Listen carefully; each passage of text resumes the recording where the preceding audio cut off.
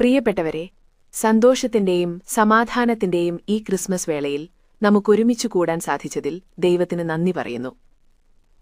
2000 വർഷങ്ങൾക്ക് മുൻപ് ഇരുട്ട് നിറഞ്ഞൊരു രാത്രിയിൽ ആട്ടിടയന്മാർക്ക് ലഭിച്ച ആ ദിവ്യ സന്ദേശമാണ് ഇന്നും നമ്മളെ മുന്നോട്ട് നയിക്കുന്നത്.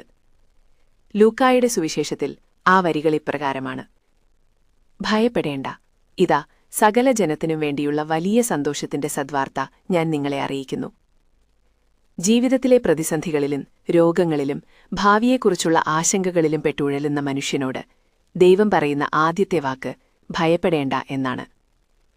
ഈ ക്രിസ്മസ് നമുക്ക് നൽകുന്ന ഏറ്റവും വലിയ സമ്മാനവും ആ ഉറപ്പാണ്. ദൈവം നമ്മോട് കൂടെയുള്ളപ്പോൾ നമ്മൾ ഒന്നിനെയും ഭയപ്പെടേണ്ടതും. പക്ഷേ ഈ ദൈവത്തെ നമ്മൾ എവിടെയാണ് അന്വേഷിക്കേണ്ടത്? അതിനുള്ള ഉത്തരവും മാലാഖ നമുക്ക് നൽകുന്നുണ്ട്. ഇതായിരിക്കും നിങ്ങൾക്കടയാളം: പിള്ളക്കച്ച കൊണ്ട് പൊതിഞ്ഞ് പുൽത്തൊട്ടിയിൽ കിടത്തിയിരിക്കുന്ന ഒരു ശിശുവിനെ നിങ്ങൾ കാണും. നോക്കൂ, പ്രപഞ്ചത്തിന്റെ നാഥൻ ജനിച്ചത് രാജകൊട്ടാരത്തിലല്ല, മറിച്ച് മൃഗങ്ങൾക്കുള്ള ഒരു പുൽത്തൊട്ടിയിലാണ്. എളിമയാണ് ദൈവത്തിലേക്കുള്ള വഴിയെന്ന് ഉണ്ണിയേശു നമ്മളെ ഓർമ്മിപ്പിക്കുന്നു. നമ്മുടെ ഉള്ളിലെ അഹങ്കാരവും വാശിയും മാറ്റി നിർത്തി ഒരു കൊച്ചുകുട്ടിയെപ്പോലെ നിർമ്മലമായ മനസ്സ് നമുക്കുണ്ടാകണം.